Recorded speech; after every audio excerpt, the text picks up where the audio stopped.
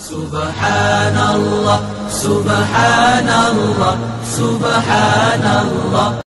بسم اللہ الرحمن الرحیم۔ میرے پاکستانیوں،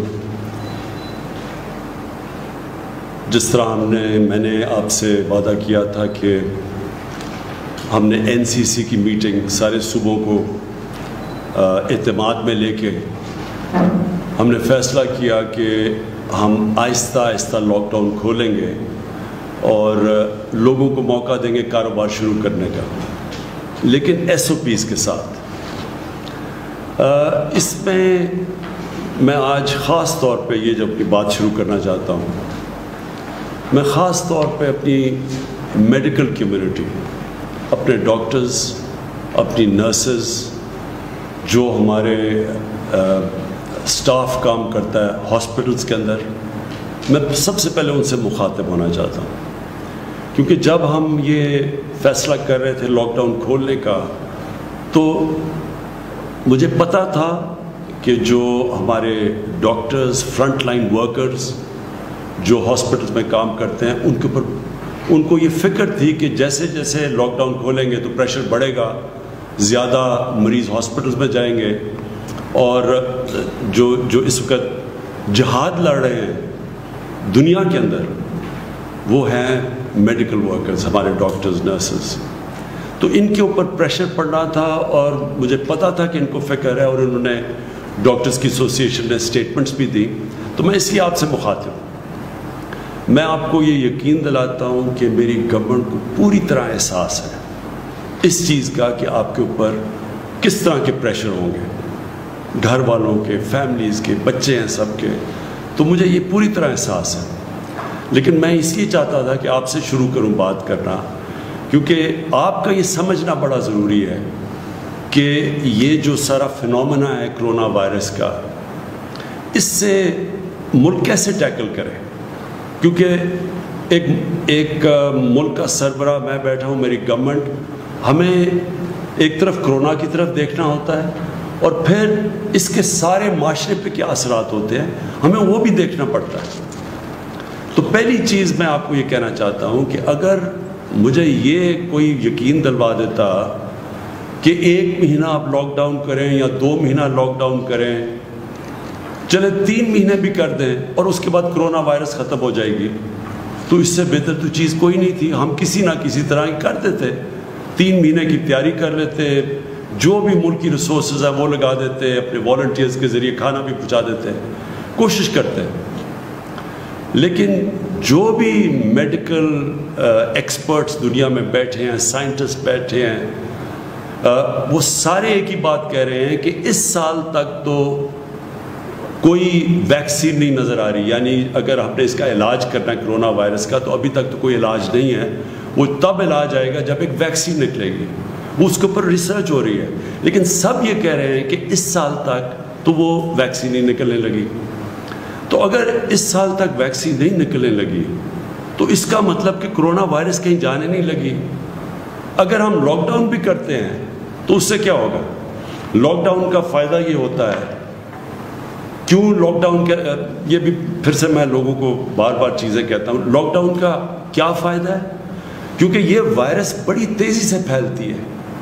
جیسے لوگ جمع ہوتے ہیں، جب لوگ اکٹھے ہوں تو اس میں وائرس تیزی سے پھیلتی ہے۔ اس لیے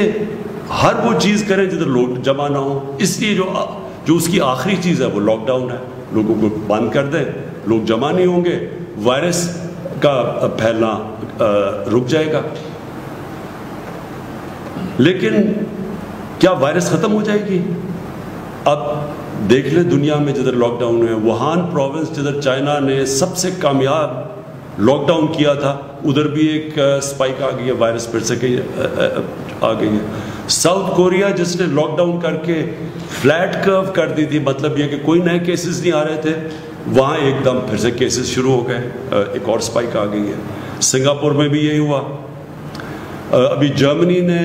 تھوڑا سا جب لاک ڈاؤن زیادہ کھولا تو ادھر بھی ایک نظر آ رہا ہے سپائک۔ تو اس کا مطلب کہ وائرس تو ہے، جب بھی لوگوں کو آپ موقع دیں گے ملنے کا وہ وائرس پھر سے واپس آ جائے گی۔ تو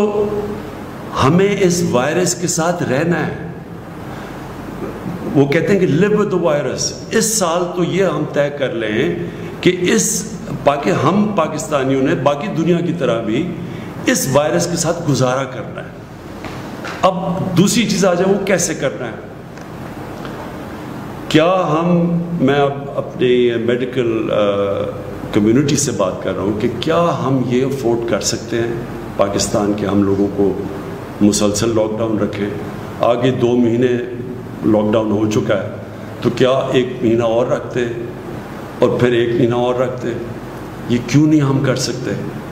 یہ تو پاکستان ہے جس کے اوپر ابھی میں آنے لگا ہوں. آپ وہ ملک دیکھیں جن کے پاس بے تحاشا پیسہ ہے,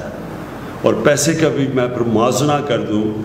کہ پاکستان نے مشکل سے ہم نے $8 ارب کا اسٹیمولس پیکج دیا اپنے لوگوں کو جو کہ متاثر ہوئے اس لاک ڈاؤن سے, جو بزنسز ہیں.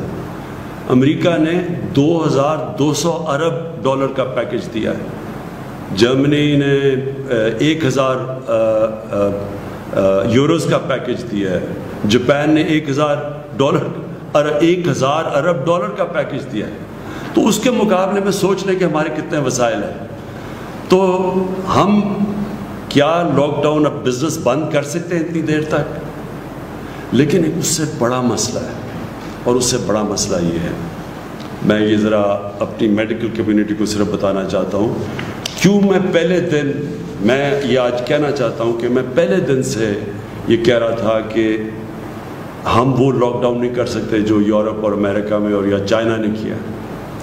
ہمارا ایک مسئلہ ہے, وہاں ان ملکوں کے اندر وہ غربت نہیں ہے جو پاکستان میں ہے, اور غربت کے علاوہ جو ہمارے جو مزدور ہیں, جو ورکرز ہیں, جو کام کرنے والے لوگ ہیں, یہ میں آپ کے سامنے اب یہ اسٹیٹسٹکس دینا چاہتا ہوں. ہماری لیبر فورس سروے, یہ پاکستان کی ایک سروے لیبر کی سروے کرتی ہے. 2017 اور 2018 میں ان کی سروے کے مطابق 2.5 کروڑ وہ لوگ ہیں کام کرنے والے, محنت کش لیبرز, جو یا اپنی دن کی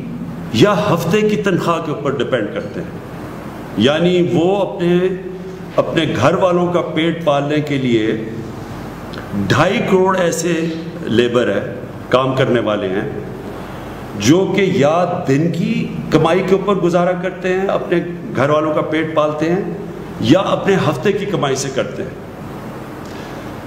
یہ وہ 2.5 کروڑ لوگ ہیں. جب کہ ہم نے سب کچھ بند کیا, ان کا یہ سب کچھ بند کر کے یہ گھروں میں چلے گئے. یہ وہ لوگ ہیں, کیونکہ جب آپ پورا لاک ڈاؤن کرتے ہیں تو یہ تو گئے, ان کے پاس تو کوئی اور ذریعہ معاش نہیں ہے. اب یہ اگر 2.5 کروڑ وہ مزدور ہیں, وہ کام کرنے والے ہیں, جو کہ جب لاک ڈاؤن کیا تو ان کا سب کچھ ختم ہو گیا کیونکہ کمائی ختم ہو گئی, تو اس سے 15 کروڑ لوگ متاثر ہیں آج پاکستان میں. اگر گھر میں آپ ایک پورے گھر میں 6 کی بھی ایوریج لگا لیں تو سارے ملک میں اس وقت جو لوگ متاثر ہیں لاک ڈاؤن سے وہ 15 کروڑ ہیں. تو میں اپنی میڈیکل کمیونٹی سے پوچھتا ہوں کہ مجھے یہ بتائیں کہ ہم ان کا کیا کریں. کتنی دیر تک ابھی ہم نے بڑی مشکلوں سے, اور ابھی یہاں ثانیہ آپ کو بتائیں گے کہ ہم نے کتنے ابھی تک وہ کام کر چکے ہیں جو ڈیولپ ملک نہیں کر سکے,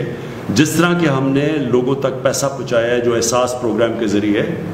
جو ہم نے 12,000 روپے پہنچائے ہیں, وہ بھی آپ کو ڈیٹیلز دیں گی, اپڈیٹ دیں گی. تو یہ ہم کتنی دیر کر سکتے ہیں, اور یہ کتنی دیر 12,000 روپیہ ایک خاندان کے لیے کافی رہے گا. تو لہٰذا ہماری یہ مجبوری ہے, یہ احساس ہوتے ہوئے کہ آپ کے اوپر کیا گزر رہی ہے, اور ہمیں ڈاکٹرز کے اوپر پریشر پڑے گا اور کیسز بڑھیں گے. یہ بھی میں آپ کو بھی بتاؤں گا, کیسز بڑھنے ہیں ابھی. یہ ہماری جو ہر روز ہم اپنی کیلکولیشنز کرتے ہیں, ہماری جو NCOC, جو ہمارا جو ایک ایسا, اللہ کا مجھے بڑا فخر ہے اپنے, ہم نے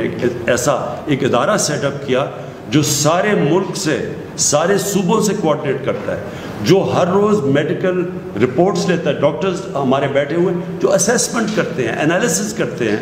کہ ملک میں کورونا کی کدھر جا رہی ہے، کدھر بڑھ رہی ہے، کس طرح بڑھ رہی ہے، باہر سے کتنی ہے، ہوم گراؤنڈ پاکستان میں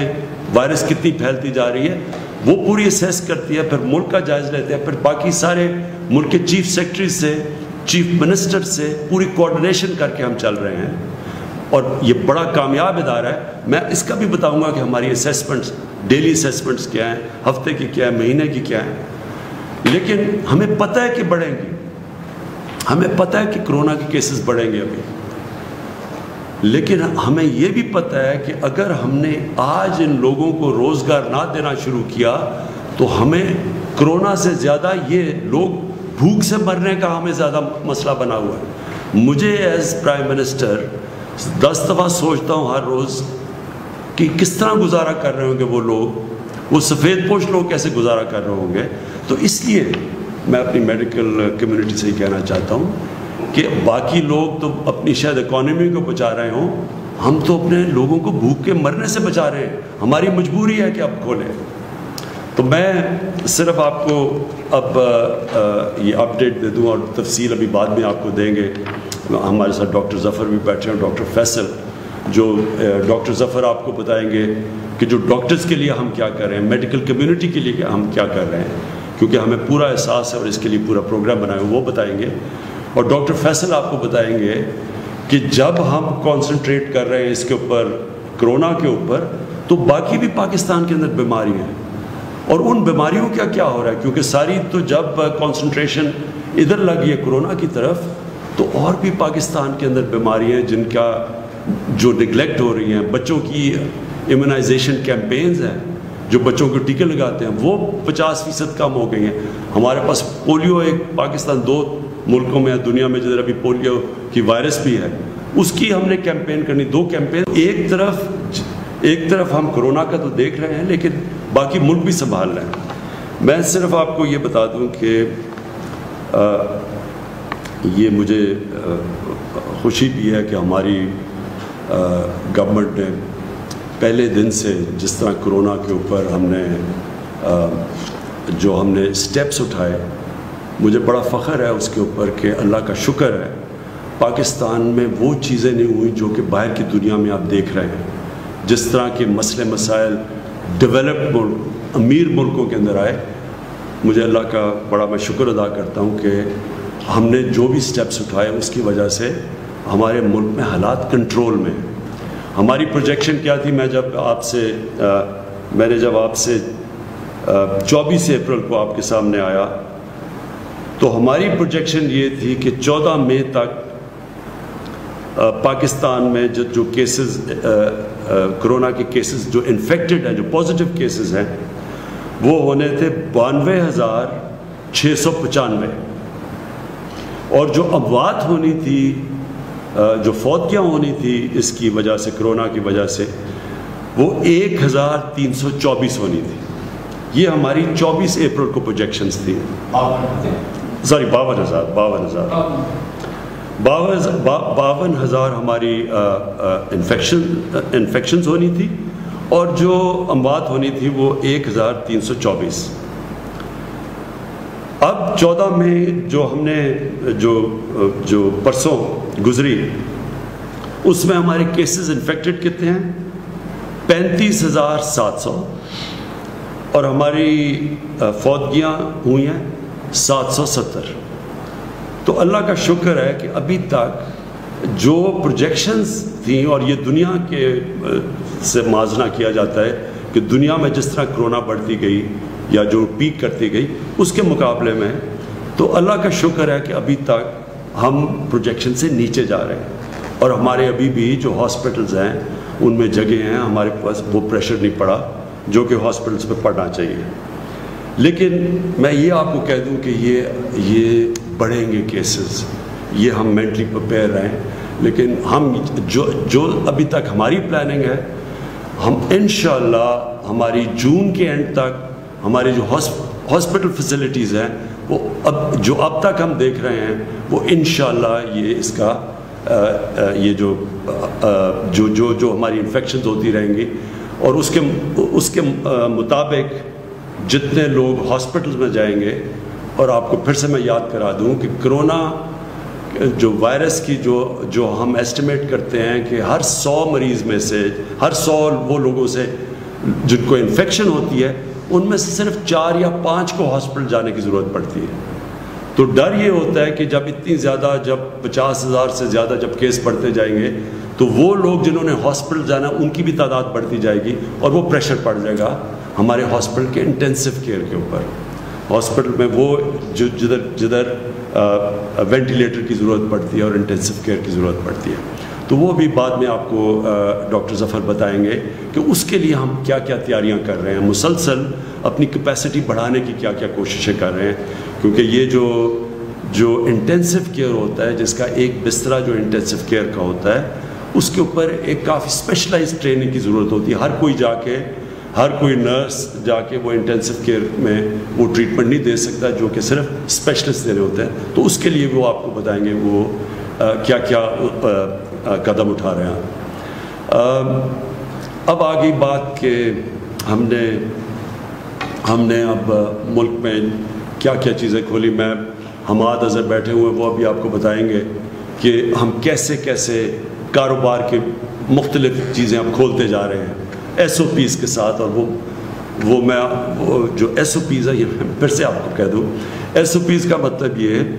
کہ جو بھی کاروبار کھولے گا ان کے جو مالک ہوتا ہے اس کے اوپر ہم ذمہ داری دے دیں گے کہ آپ نے یہ قدم اٹھانے ہیں، یہ شرائط ہے جس کے اوپر چل کے آپ نے اپنی فیکٹری کھولنی ہے یا آپ نے اپنی دکان کھولنی ہے، تو آپ کو یہ قدم اٹھانے پڑیں گے. میں آپ سب سے پھر سے اپیل کرتا ہوں، یہ بہت ضروری ہے آپ کو ان ایس او پیز کے اوپر چلنا. ساری قوم کو میں کہتا ہوں، وہ اس لیے کہ دیکھیں، اگر اب یہ جو ہم آہستہ آہستہ یہ جو لاک ڈاؤن اٹھا رہے ہیں، اگر ایک دم اس سے زیادہ بڑھتے ہیں کیسز، تو ہو سکتا ہے جن ایریاز میں کیسز بڑھتے ہیں ہمیں پھر سے ان کو لاک ڈاؤن کرنا پڑے. اگر ہم نے مثلاً دیکھا کہ کہیں فیکٹری کے اندر کیسز بڑھ گئے ایک دم، تو فیکٹری کو بند کرنا پڑے گا. تو آپ سب کو، جو مالک ہیں فیکٹری کے، آپ کو نقصان ہوگا، آپ کے لیبر کو نقصان ہوگا. اسی طرح اگر ہم اب دکانیں کھول رہے ہیں تو میں سارے دکانداروں کو کہوں گا کہ اس کے اوپر جو ایس او پیز ہیں ان کے اوپر پلیز عمل کریں. آپ اپنے اوپر ڈسپلن کریں، ذمہ داری لیں، کیونکہ آپ جو ذمہ داری لیں گے وہ موقع دیں گے ہم سب کو کہ اس ملک کو آہستہ آہستہ کھولنے کا، تاکہ کاروبار شروع ہو، تاکہ لوگوں کو روزگار ملے.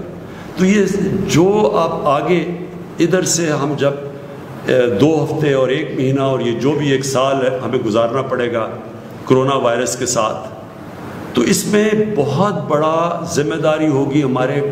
اس قوم کے اوپر، شہریوں کے اوپر، کہ ہم کیسے اپنے اوپر ڈسپلن کرتے ہیں، ہم کیسے یہ ایس او پیز کے اوپر چلتے ہیں کہ ہم کرونا کا بھی بندوبست کرتے رہیں اور کرونا کو بھی تیزی سے پھیلنے سے روکتے رہیں، اور ساتھ ساتھ ہم جو اتنی بڑی، میں نے آپ کو بتایا ہے، جو لوگ متاثر ہیں اس سے، وہ تقریباً 15 کروڑ لوگ متاثر ہیں لاک ڈاؤن سے. تو وہ بھی ان کو بھی ہم نوکریاں ملتے رہیں، وہ بھی کام کرتے رہیں، کیونکہ کوئی بھی ہم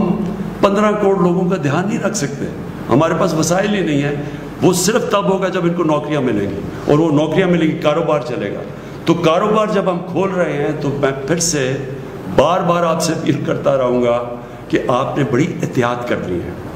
ادھر میں جو ہمارے جو 10 لاکھ سے زیادہ ٹائیگر فورس بنی ہے، میں آپ سب ٹائیگر فورس کو، آپ کی سب سے بڑی ذمہ داری ہے، آپ کی اور بھی ذمہ داریاں ہیں، لیکن ایک سب بڑی ذمہ داری یہ ہے کہ پبلک کے اندر یہ ایک پوری کیمپین کریں، آگاہ کریں پبلک کو. آپ جا کے لوگوں کو ذمہ داری کا احساس دلوائیں کہ جب تک پبلک خود احتیاط نہیں کرے گی، کوئی گورنمنٹ کچھ نہیں کر سکتی. ہمارے پاس اتنی نہ پولیس ہے، نہ اتنے جیل ہیں، ہم زبردستی نہیں کر سکتے. یہ آپ کو پوری طرح اس کے اوپر عمل کرنا پڑے گا. جو میں 2 اور چیزیں کہنا چاہتا ہوں. ٹرانسپورٹ، ابھی تک ہمارے کئی صوبوں کے اندر یہ خدشہ ہے کہ اگر ٹرانسپورٹ کھولیں گے، ڈسٹرکٹ میں انٹر ڈسٹرکٹ کی ٹرانسپورٹ کھولیں گے تو وائرس زیادہ تیزی سے پھیل جائے گی. میں پھر سے، کیونکہ ہم سارا کنسنسس سے فیصلے کرتے ہیں، ہماری NCOC ہر روز ملتی ہے، اور پھر NCCs میں جدھر سارے وزیر اعلیٰ اور چیف سیکرٹریز ہوتے ہیں، ہم سب بیٹھ کے سارے فیصلے کنسنسس سے ہوتے ہیں. وہ جماعتیں ہیں جو اپوزیشن میں بھی ہیں، جو ہمارے ساتھ نہیں ہیں، ہم سب کو اپنے یعنی کوئی فیصلہ یہ نہیں کرتے کہ جدھر ہم یہ سمجھیں کہ کوئی ایک صوبہ نہیں مان رہا، تو کنسنسس سے فیصلے ہوتے ہیں. اس لیے ابھی تک پوری طرح ٹرانسپورٹ کے اوپر فیصلہ نہیں ہو سکا، کیونکہ ایک دو صوبوں کے یہ خدشات ہیں کہ اگر آپ کھولیں گے ٹرانسپورٹ تو یہ وائرس پھیل جائے گی. میرا اس کے اوپر یہ ہے کہ دیکھیں، ہم جو بھی قدم اٹھائیں پہلے یہ سوچیں کہ ہمارا جو سب سے غریب طبقہ ہے اس کی ہم مدد کیسے کر سکتے ہیں، کیونکہ اس کرونا وائرس میں جو آج سب سے مشکل میں ہے وہ ہمارا غریب طبقہ ہے. تو جو ٹرانسپورٹ ہے، جو پبلک ٹرانسپورٹ ہے، وہ تو غریب آدمی کی ٹرانسپورٹ ہے. ہم تو ہماری طرح کے لوگ تو گاڑیوں میں پھر رہے ہیں ابھی بھی، ہم تو کہیں بھی جا سکتے ہیں اپنی گاڑیوں میں،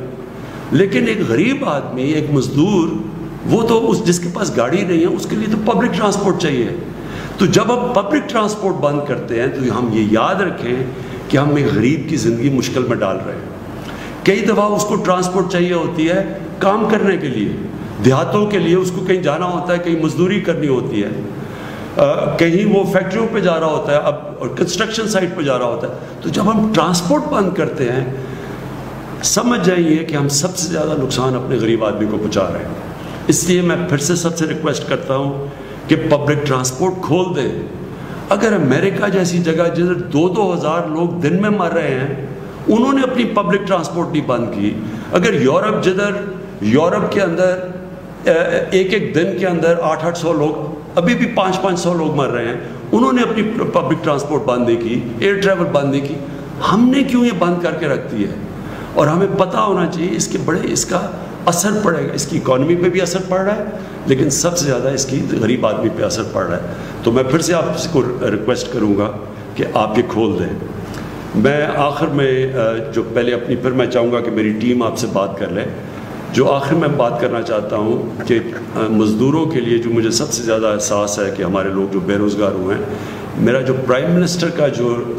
ریلیف فنڈ ہے، جس طرح میں نے پچھلی باری آپ کو بتایا، اس کا صرف اور صرف مقصد یہ ہے کہ جو لوگ ہماری ویب سائٹ کے اوپر بتا دیں گے کہ جی میں بے روزگار ہوا ہوں اس دور کے اوپر، اور صرف ایک بتا دیں گے کدھر کام کرتا تھا بے روزگار ہوا ہوں، تو ان کو بھی میں اپنے فنڈ سے پیر سے منڈے سے کیش ٹرانسفر کر رہا ہوں، جس طرح کے احساس پروگرام کے ذریعے کیے جا رہے ہیں. تو میری پیر سے جو ہماری اب تک آ چکے ہیں، ہمیں ان لوگوں کے ثبوت آ چکے ہیں، ہم نے ویریفائی کیے ہیں، ہمارے پاس ڈیٹا ہے نادرا کا، ہم چیک کرتے ہیں. وہ چیک کر کے جو کوالیفائی کر چکے ہیں ان کو منڈے سے پیسہ ملنا شروع ہو جائے گا جو پرائم منسٹر ریلیف فنڈ سے. اور میرا جو سارا فنڈ ہے وہ صرف اور صرف ان بے روزگاروں کے لیے پیسہ دیتا رہے گا جب تک انشاءاللہ 1 مہینے تک. ہماری امید یہ ہے کہ جس طرح ہم چلتے جائیں گے، اور انشاءاللہ اگر ہمارے کیسز زیادہ تیزی سے نہ بڑھے تو انشاءاللہ ہم اپنے کاروبار کھولتے جائیں گے اور لوگوں کو روزگار ملتا جائے گا. خاص طور پہ کنسٹرکشن میں ہم نے کنسٹرکشن کی انڈسٹری کو خاص طور پہ کوشش کی ہے ہر قسم کا انسینٹو دے تاکہ کنسٹرکشن شروع ہو، اور اس کا مقصد یہ ہے کہ زیادہ سے زیادہ لوگوں کو، مزدوروں کو روزگار ملے. ہم سب جانتے ہیں، دنیا اس وقت جانتی ہے کہ جو اس وقت فرنٹ لائن کا مطلب یہ ہے کہ جو بالکل فرنٹ لائن پہ کھڑے ہو کے جنگ لڑ رہے ہیں وہ ہمارے ڈاکٹرز، نرسز اور جو میڈیکل سٹاف ہے. جتنی بھی ہم آپ کو یہ ایشورٹی دلوا سکیں کہ اس پہ گورنمنٹ قوم ساری آپ کے ساتھ کھڑی ہے، یعنی آپ کو اندازہ نہیں ہے کہ لوگ کتنا اپریشیٹ کر رہے ہیں. یہ اصل میں یہ جہاد ہے جو آپ کر رہے ہیں. تو میں صرف جو ہماری تیاریاں یعنی جب سے یہ کرونا شروع ہوئی، پاکستان کا جو ہیلتھ سسٹم تھا ہم سب جانتے ہیں بدقسمتی سے کہ وہ کافی پیچھے رہ گیا. کہ جس ملک کے حکمران اپنا چیک اپ بھی باہر دنیا میں کروانے جاتے ہیں، اس ملک کا ہیلتھ سسٹم ڈیولپ نہیں ہو سکتا. اس لیے جو ہم نے تب سے کام کیا اپنے ہیلتھ سسٹم کے اوپر،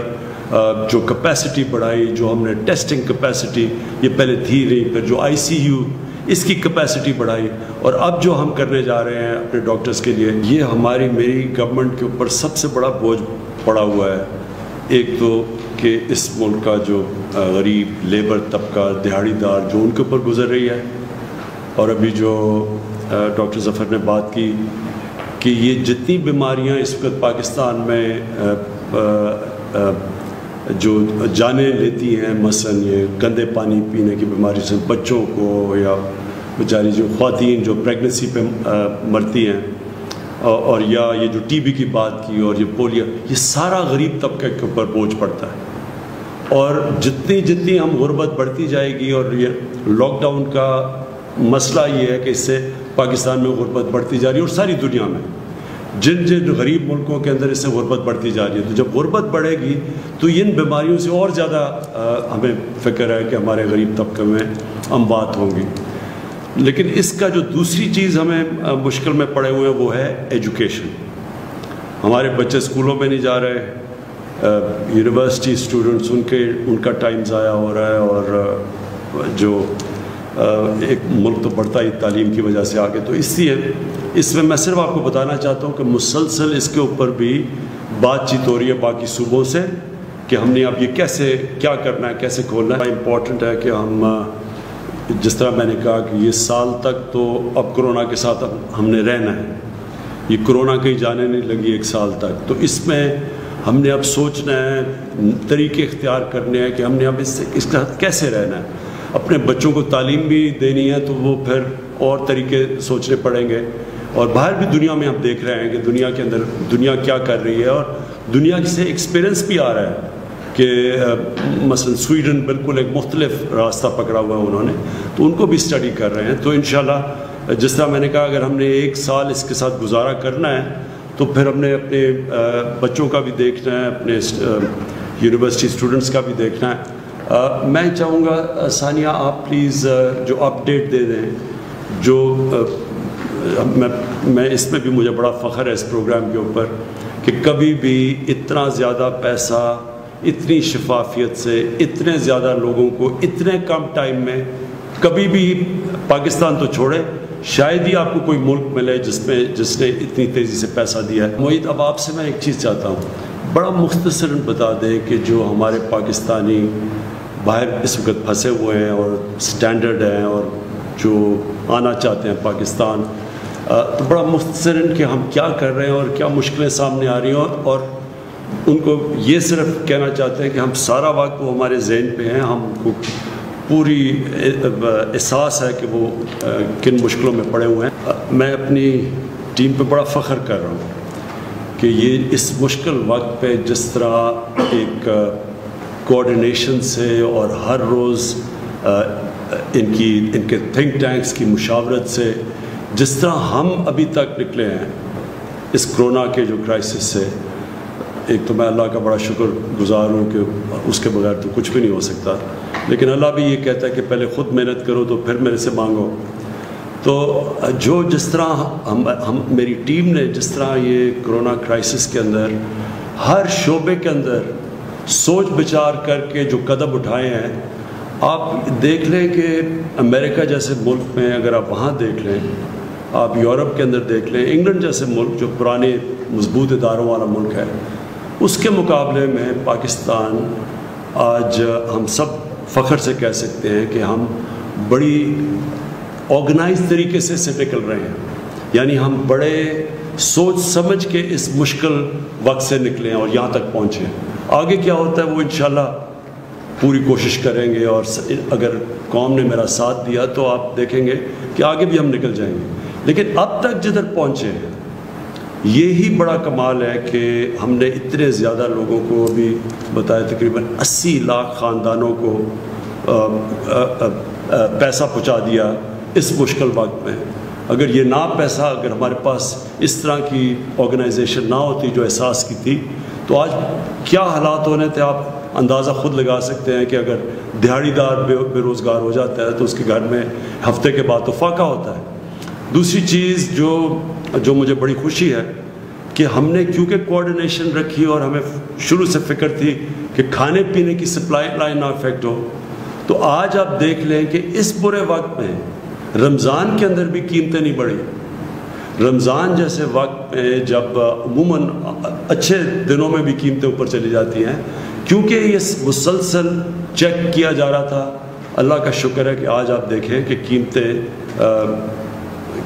کرونا وائرس کے ہوتے ہوئے جدھر ساری دنیا میں ڈسرپشن ہوئی ہے، اللہ کا شکر ہے کہ قیمتیں بھی نہیں بڑھی۔ اور میں اپنی اکنامک ٹیم کو بھی یہ بھی داد دیتا ہوں کہ جو پٹرول اور ڈیزل کی جو انٹرنیشنلی تیل کی قیمتیں گریں، ہم نے اپنے لوگوں کے لیے سب سے کم آج قیمتیں پٹرول اور ڈیزل کی پاکستان میں، سارے بر صغیر میں دیکھ لیں 40-50% زیادہ پٹرول اور ڈیزل مہنگا ہے پاکستان کی بنسبت۔ تو لوگوں کے لیے آسانیاں پیدا کرنے کے لیے وہ بھی نیچے کی، بجلی کا انہوں نے جو ابھی حماد نے بات کی کہ چھوٹے اسمال اور میڈیم انڈسٹری کی مدد کی، اور جس طرح ہماری جو میڈیکل ایکسپرٹس انہوں نے جیسے جیسے ہمیں گائیڈ کیا اور اسی طرح ہم چلتے رہے، اور ہم نے یعنی قوم کو آگاہ کرتے رہے، ہر وقت پوری ڈیٹیلز دیتے رہے، کتنی اموات ہیں، کتنے لوگ وینٹیلیٹر پہ ہیں، کتنے ہیں، ایک پورا نیشنل کوآرڈینیشن کی جو پہلے بالکل نہیں تھی۔ اور انشاءاللہ جس طرح ہم جا رہے ہیں، میرا یہ ایمان ہے کہ ہم بڑی ایک مضبوط قوم بن کے نکلیں گے۔ لیکن آپ سب کے لیے پھر سے میں یہ کہتا ہوں، اب سے لے کے یہ سال کے اینڈ تک اپنے ذہن بنا لیں کہ ہم نے کرونا کے ساتھ رہنا ہے۔ کتنی کامیابی سے یہ قوم نکلتی ہے اس کرائسس سے، آپ کے اوپر ڈپینڈ کرتا ہے۔ آپ جتنے ذمہ دار ہوں گے اس مشکل وقت میں، آپ جتنی احتیاط کریں گے، اور میں جو ٹائیگر فورس ہے، میں خاص طور پہ آپ کو کہنا چاہتا ہوں کہ آپ کو نکلنا چاہیے اور لوگوں کو احساس دلوانا چاہیے۔ پتہ ہے کہ کرونا جب لوگ جمع ہوں گے تو کرونا پھیلنے کے چانسز زیادہ ہیں، تو ہم اپنی ذہن حکمت استعمال کر سکتے ہیں، ہم ہر کام کر سکتے ہیں اگر ہم عقل سے کریں۔ اور کیونکہ ہمیں اس وائرس کے ساتھ رہنا ہے، کیونکہ ہمیں پتہ ہے کہ جب تک ایک ویکسین نہیں نکلتی اس وائرس نے یہیں رہنا ہے، اس لیے ہم جتنی احتیاط کریں گے ہم اپنے معاشرے کے لیے آسانیاں پیدا کریں گے۔ کیونکہ جب لاک ڈاؤن ہوتا ہے، اب میں نے شروع میں بھی آپ کو کہہ دیا، ہم غربت بڑھاتے ہیں اپنے معاشرے میں، ہم غریبوں کو اور نیچے دھکیل دیتے ہیں۔ تو اس لیے ہمارے اوپر ذمہ داری ہے کہ ہم ایک غریبوں کو بھی پروٹیکٹ کریں۔ دوسری چیز، جتنی ہم احتیاط کریں گے، ہمیں پتہ ہے، یہ بھی پتہ ہے کہ یہ بوڑھوں کو، بزرگوں کو یہ زیادہ افیکٹ کرتی ہے۔ ہمیں یہ بھی پتہ ہے کہ جو لوگ بیمار ہیں ان کو کرونا ہو جائے تو ان کی جان خطرے میں چلی جاتی ہے، یہ ہمیں پتہ ہے۔ تو لہٰذا ہم جو نوجوان ہیں وہ ذمہ داری لیں، وہ خود احتیاط کریں کہ ہمارے گھروں میں، ہمارا تو جوائنٹ فیملی سسٹم ہے، ہم تو ساری فیملی رہتی ہے، تو آپ کو خود دیکھنا چاہیے کہ احتیاط، کہ آپ کے گھر کے اندر جو بوڑھے، جو بزرگ ہیں اور جو بیمار ہیں، آپ کی ذمہ داری ہے ان کی حفاظت کرنا، اور حفاظت آپ کر سکتے ہیں احتیاط کر کے۔ اور آخر میں یہ جو عید آ رہی ہے، میں خاص طور پہ آپ سب سے کہنا چاہتا ہوں کہ یہ جس طرح ہم عید یہ قوم بناتی ہے اور ہمیشہ بناتی ہے، اور عید بڑا ایک فیملی کا اوکیزن ہوتا ہے، لوگ جمع ہوتے ہیں، یہ عید مختلف ہے۔ اس عید کو آپ نے یہ سوچنا ہے ذمہ داری لے کے کہ ہاں ہم نے عید بنانی ہے، لیکن وہ اس طرح کی عید نہیں بنانی جس طرح ہم عموماً بناتے ہیں۔ ہمیں دیکھنا پڑے گا کہ ہم اپنے ملک کی خدمت کریں گے کہ اگر ہم احتیاط کریں گے۔ اور پھر میں ختم کروں گا، جو ہمارے ڈاکٹرز اور جو ہماری نرسز ہیں، جن کے اوپر سب سے زیادہ جو فرنٹ لائن پہ کھڑے ہیں، ہم ان کی بھی مدد کریں گے اگر ہم سب احتیاط کریں۔ شکریہ، اور پاکستان پائندہ باد۔